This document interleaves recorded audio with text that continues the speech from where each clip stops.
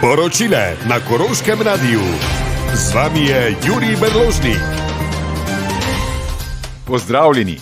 Sindikat Fides je zavrnil vabilo vlade na stebrna pogajanja. Zdravniki iz Fidesa raje vztrajajo na stebru, ki so ga sami prizadevno zgradili v zadnjih tednih, in to je sramotilni steber.